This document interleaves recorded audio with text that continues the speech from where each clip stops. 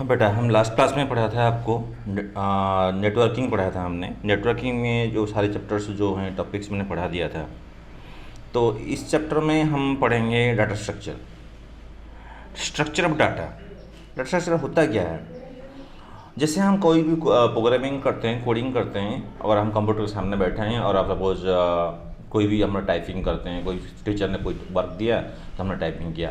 उसको जब हम टाइपिंग करते हैं ना, वो स्टोर करते हैं और राइटिंग करते हैं कोडिंग का, प्रोग्रामिंग का, तो वो क्या करता है ना, आपके मेन मेमोरी होता है। मेन मेमोरी मतलब क्या होता है? जो रैम एंड रोम होता है उनमें से रैम होता है, रैम में स्टोर होता है। बट जितने हम काम करते हैं, चाहे आप प्रोग्रामिंग करो, चाहे स्टोरिंग करो फाइल्स, चाहे फाइल बना रहे हो, कुछ भी कर रहे हो, वो कहाँ स्टोर होगा? वो पहले आपका रैम में स्टोर होगा।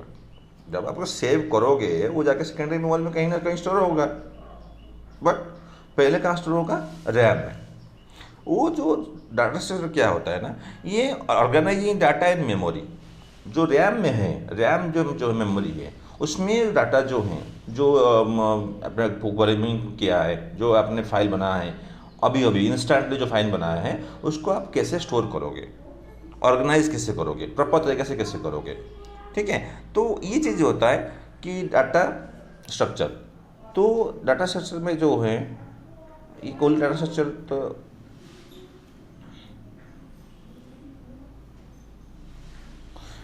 तो इसमें क्या होता है ना, जब हम बोलते हैं कि जब प्रोग्रामिंग करते हैं तो सारे डाटा जो मेन मेमोरी रहता है, तो उसको हम किस तरह से अच्छे से हम मैनेज कर सकते हैं और मीनिंगफुल काम भी कर सकते हैं उससे, और उसको ऑप्टिमाइज भी कर सकते हैं। और जिसमें जो क्या होगा, स्टोरिंग भी इजी रहेगा, एक्सेसिंग भी इजी होना चाहिए, और मैनिपुलेशन भी इजी होना चाहिए। वो अगर हम सपोज एक हार्ड डिस्क, एक रैम है, रैम में यहाँ पे कोने में एक फाइल है, इस कोने में एक फाइल है, उस कोने में एक फाइल है, इस कोने में फाइल है, तो अगर हम इस चीज़ को सर्च करेंगे ना, सर्च करवा के अगर रिट्राइव करेंगे ना, तो बहुत ज़्यादा टाइम लगता है। इससे बचने के लिए, इससे बचने के लिए, टाइम सेविंग करने के लिए हम क्या कर सकते हैं, उसको प्रॉपर तरीके से, प्रॉपर सिस्टमेटिकली हम रख सकते हैं। और हमारे पास बहुत सारे टाइप के डाटा स्ट्रक्चर्स होते हैं। और जैसे आपका हो गया लिस्ट, जो हमने ऑलरेडी पढ़ लिया है, इस collection of different kind of data in two-way method, that is two-way index method, that is zero index मतलब चाहे मतलब 0 1 2 3 और टू एन, या फिर -1 से लेकर स्टार्टिंग तक, एन से लेकर दिस -1 -2 इस तरह से करके। ये होगा list, dictionary, stack, Q and link list. यहाँ हमारे पास जो क्यू, लिंक लिस्ट, ये हमारे पास है ही नहीं। लिस्ट हमने पढ़ लिया है, डिक्शनरी पढ़ लिया है। हमारा आज का टॉपिक जो है वो स्टैक है। ठीक है? स्टैक एक थोड़ा सा मैं इसका जो है डाटा स्ट्रक्चर का डेफिनेशन पढ़ देता हूँ। Data structure is a named group of data of different data types. मतलब बहुत सारे डाटा टाइप्स, मतलब एक डाटा स्ट्रक्चर जो है एक यूनिट है जिसमें अलग अलग डाटा टाइप का हम स्टोर कर सकते हैं। जैसे आपका लिस्ट है, list is one example of data structure. List is data structure where we can store different kind of data type, मतलब इंटीजर, फ्लोट, स्ट्रिंग, ये सारे हम स्टोर कर सकते हैं। डिफरेंट आप you can tell about the definition of a list.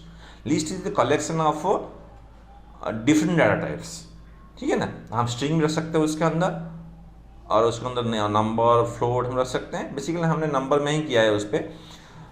which store in specific way, वो अपने अपने तरीका होता है। हर एक डाटा स्ट्रक्चर का अलग अलग, जैसे आपका लिस्ट है, वो क्या होता है, एक तरीका होता है स्टोर करने का।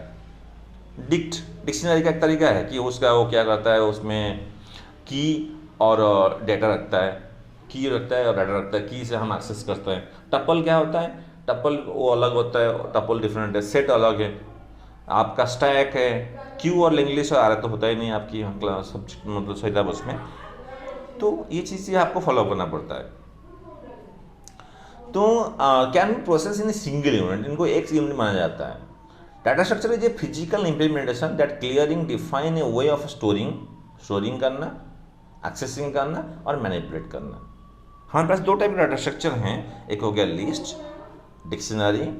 देखो पहला हो गया बिल्ट इन डाटा स्ट्रक्चर, जिसमें हो गया लिस्ट, डिक्शनरी, टपल, सेट। ये जो डिफरेंट डाटा स्ट्रक्चर क्या क्या होते हैं, array, stack, queue, link list. ये जो डिफरेंट डाटा टाइप्स होते हैं ना, वो बेस्ड ऑन ना बिल्ट इन डाटा टाइप्स।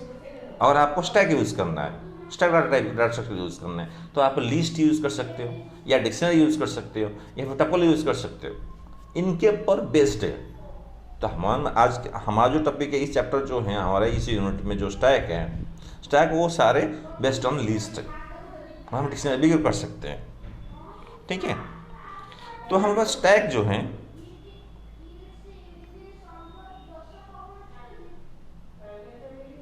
इस स्टैक में 2 ऑपरेशन होता है, एक हुआ इन, जैसे आपने देखा होगा आपका, आपने देखा होगा CD डिस्क आप कैसे होता है, इसे CD डिस्क होता है, जिसमें पहला CD यहाँ रहता है, फिर दूसरा CD ऐसे रहता है, फिर तीसरा CD ऐसे रहता है। अगर आप पुश करना, अगर इन करना है तो पहले CD इनपुट करोगे, फिर ठीक है, फिर दूसरा CD, फिर तीसरा CD, फिर तो मतलब सबसे ये जो है ना एक ही वन एंड में यहाँ से इनपुट होगा। अगर आपको आउट करना है तो सबसे लास्ट में जो आउट किया होगा, इनपुट किया होगा ना, उसको आउट करना है। तो इसमें स्टैक में 2 प्रश्न होता है, इंसर्शन और डिलीशन, इंसर्ट करना और डिलीट करना। अगर आपके पास एक स्टैक है, ये आपका स्टैक है, स्टैक मतलब फिगर है, और जिसको हम सपोज ये पहला है, ये दूसरा है सीढ़ी, ये तीसरा सीढ़ी है, ये चौथा सीढ़ी है। अगर आपको क्या करना है, कोई भी डिस्क छोटी डिस्क मतलब रिमूव करना है, जिसको बोलते हैं पॉप, तो इसमें हम क्या करेंगे, रिमूव कर सकते हैं।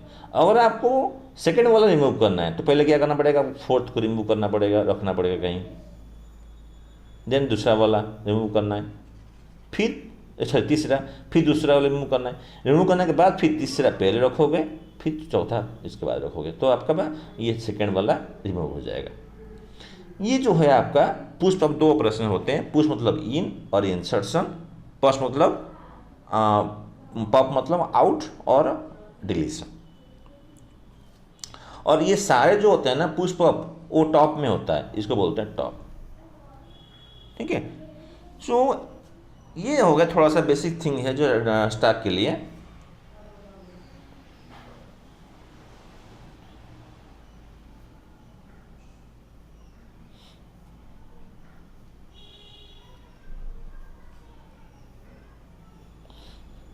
स्टैक में क्या होता है, stack data structure refers to a list stored on access a specific on a special way and follow LIFOs technique. LIFO जो बस सबसे लास्ट जगह रखिए, ये आपका क्या है, ये मान के चले आपका, ये देखिए, इसमें देखिए ये आपका स्टैक है। स्टैक में एंडिंग पॉइंट तो होता नहीं है, और कोई भी चीज़ पुश करोगे, ये पुश हो रहा है तो कहाँ जाएगा, टॉप में, ये होगा टॉप हो जाएगा फर्स्ट टाइम, जिस पर दूसरा पुश करोगे यहाँ पर आ जाएगा, तीसरा पुश करोगे यहाँ पर आ जाएगा, चौथा पुश करोगे यहाँ पर आ जाएगा, पाँचवा पुश करोगे यहाँ पर आ जाएगा, ठीक है। तो अगर पॉप करोगे तो लास्ट वाला पॉप करोगे, तो इसको सबसे ऊपर वाला जो होता है ना उसको बोलते हैं टॉप बोलते हैं।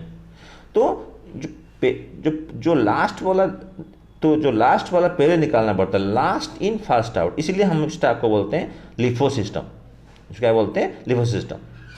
पुश मतलब पुश करते रहो और पॉप होकर निकालते रहना, ठीक है। हम एक एग्जाम्पल लेते हैं, देखिए ये एक स्टैक है। स्टैक में पहले हमने, स्टैक पहले ब्लैंक होता है, स्टैक में अगर 1 पुश करते हैं तो 1 स्टोर हो जाता है, फिर सेकंड 2 पुश किया, देखिए ये पहले 1 पुश किया, वहाँ अभी 1 पुश होने में पहले तो ब्लैंक होगा, फिर उसके बाद 1 पुश किया, टॉप में क्या आ गया 1, उसके बाद 2 पुश किया तो टॉप में क्या आ गया 2, फिर 3 पुश किया टॉप में क्या आ गया 3, 4 पुश किया 4 टॉप में आ गया 4, फिर पुश किया 5 पुश किया 5, 6 पुश करेगा तो टॉप में क्या आ जाएगा 6। अगर आपको पॉप करना है तो लास्ट वाला पहले पॉप करोगे, 6 पहले पॉप करोगे, फिर 5 पॉप करोगे, टॉप वाला पहले, जो अगर पहला टॉप क्या था 6, उसके बाद टॉप कम हो जाएगा, माइनस हो जाएगा, टॉप आ जाएगा 5, तो 5 पुश किया, पॉप किया, पॉप रिमूव करना, देन 4, देन 3, देन 2, देन 1, ठीक है, ये हो गया आपका एग्जाम्पल, हम कैसे पुश करते हैं और पॉप करते हैं। ठीक है, ऑपरेशंस इन स्टैक, स्टैक में ऑपरेशंस क्या क्या होता है।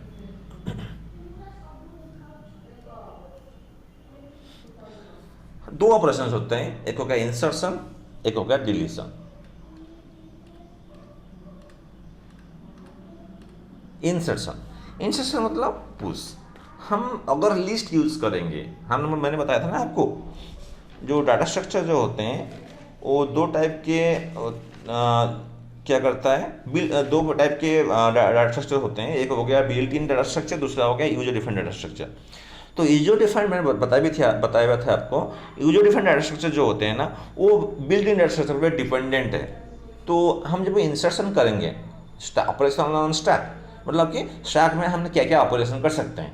एक तो इंसर्शन कर सकते हैं, अगर हम इंसर्शन करेंगे तो हमको क्या करना पड़ेगा, लिस्ट यूज़ करना है, और लिस्ट यूज़ करेंगे तो हम इंसर्शन करेंगे तो पुश ऑपरेशन से हम इंसर्ट कर सकते हैं। और लिस्ट का फंक्शन कौन सा है, प्रीडिफाइंड फंक्शन। प्रीडिफाइंड फंक्शन क्या है, अपेंड ऑलवेज मतलब add the element at last. ये हो गया आपका अपेंड से हम इंसर्ट कर सकते हैं। और हमको क्या करना पड़ेगा, टॉप जो है लोकेशन है हमेशा हम इसको वहाँ पे अपेंड कर सकते हैं। दूसरा हो गया आपका डिलीशन। डिलीशन कहते हैं रिमूव, मतलब pop operation. Pop operation is also possible with the help of POP method, जो हमारे लिस्ट का है, लिस्ट टाइप का है। मतलब it remove only last element, मतलब लास्ट एलिमेंट ही रिमूव करेगा, बीच का को रिमूव करेगा। और आप बोलोगे सर हम तो स्टैक यूज़ कर रहे हैं, हम ऐसे कर सकते हैं, एक्सटेंड भी यूज़ कर सकते हैं, इंसर्ट भी यूज़ कर सकते हैं। नहीं, अगर आप स्टैक यूज़ कर स्टैक एक डाटा स्ट्रक्चर है जो लिस्ट पे डिपेंडेंट है, अगर लिस्ट पे यूज़ कर रहे हो तो हम ओनली दो मेथड यूज़ कर सकते हैं, एक हो गया अपेंड, दूसरा हो गया पॉप। दो ही फंक्शन से हम क्या कर सकते हैं, अपेंड कर सकते हैं मतलब इंसर्ट कर सकते हैं, और डिलीट कर सकते हैं मतलब पॉप कर सकते हैं, और टॉप के ऊपर ही कर सकते हैं। अंडरफ्लो कॉन्सेप्ट कब होता है, जनरली पॉप की ऑपरेशन पे ही होता है। जब हमें एक सपोज सीडी बॉक्स है, सीडी बॉक्स में 50 और 10 सीडी हैं, अगर आपको निकालना है, अगर आपको सीडी निकालना है, आप निकाल रहे हो, पहला सीडी निकाल दिया, 9 बच गया, 9वां निकाल दिया, फिर 8th निकाल दी, 7th निकाल दिया, 6th निकाल दी, 5th वाला निकाल दिया, 4th वाला निकाल दिया, 3rd वाला सीडी निकाल दी, और 2nd वाला सीडी निकाल दिया, और पहले वाला निकाल दिया। इस तरह से अगर फिर आप दोबारा निकाल रहे, पता नहीं है आपके पास एंड हो गया नहीं हुआ, मतलब 0 से एंड नहीं हुआ पता नहीं है आपको, तो आपको अगर वाला सीडी पे लास्ट वाला सीडी निकालने के बाद भी फिर दोबारा निकाल रहे हो, इस केस में क्या होता है ना, हमको बोलते हैं अंडरफ्लो कॉन्सेप्ट जिसको बोलते हैं। समझ में आ गया? I hope you got. Underflow मतलब removing again one more CD और डीवीडी फ्रॉम सीडी और DVD box after all removed. सारे रिमूव होने के बाद दोबारा फिर ट्राई करो निकालने के लिए, इसको बोलते हैं अंडरफ्लो। ठीक है, ये हो गया आपका डिलीशन का एक और केस। 4th केस क्या है, तो रिमूव मिडिल। अगर आपको बीच का कोई सीडी निकालना है और डीवीडी निकालना है तो आप किससे निकालोगे? ऐसा नहीं है कि जैसे एक तो सारा सीडी किस में है, बॉक्स के अंदर है, तो ये सब थोड़ा नहीं काट दोगे, उसको बीच में से काटा और उस सीडी को निकाल दी, ऐसे नहीं कर सकते। मतलब स्टैक का रूल नहीं है, स्टैक का रूल फॉलो करना पड़ेगा। तो आपको बीच में एक सीडी बॉक्स को काट दिया, निकाल दी, तो आप कैसे कर सकते हो? आप क्या कर सकते हो, पहले सबसे लास्ट टॉप वाला जो है, सबसे ऊपर जो सीडी होगा उसको पहले निकाल कर रखोगे। अगर आपको दूसरा सीडी निकालना है, सेकंड लास्ट निकालना है, तो फिर सबसे ऊपर जो सीडी है उसको निकालोगे, फिर उससे पहले वाला, इसे निकालते जाओगे, उसके बाद सेकंड लास्ट सीडी जो है वो निकाल दोगे, निकाल रख दिया। फिर सेकंड लास्ट से पहले मतलब 3rd लास्ट जो है उसको पहले पुश करोगे, उसके बाद दूसरा पुश करोगे, उसके बाद तीसरा पुश करोगे, फिर सारे फिर दोबारा पुश करोगे और जो सीढ़ी निकालने के बाद सारे दोबारा पुश करोगे। ये हो गया आपका रिमूविंग मिडिल केस में, ये हो गया आपका कॉन्सेप्ट। तो एक सीधी सी चीज़ जो होते हैं, कभी कभी हम ऐसे करते हैं फनी। मैं एक एग्जांपल देना चाहता हूँ। कभी कभी हम अगर सपोज लाइब्रेरी में बैठते हैं, अगर हम एग्जांपल लेंगे, सर बुक्स एक साथ बहुत सारे बुक्स हैं और बुक्स हैं तो मैं मुझे बुक्स निकालना है, बुक्स ये बीच वाला सेकंड बुक निकालना है, तब क्या बोलोगे? सर ऐसे भी तो हो सकता है, सारे एक साथ उठा के यहाँ रख दो, फिर बीच वाला बुक्स निकाल दो, जितना निकालना है ऊपर नीचे से पकड़ लिया और दूसरा छोड़ के और पहला दूसरा छोड़ के और सब निकाल के रख दिया और बीच में निकाला। ये हो गया, that is not follow the stack, ये स्टैक फॉलो नहीं करता है। अच्छा, ये जो बुक्स हैं वो डब्बे के अंदर तो नहीं है, रैक के ऊपर है, तो आप आराम से निकाल लिया और रख दिया। ये एक्चुअली लीगल नहीं होता है।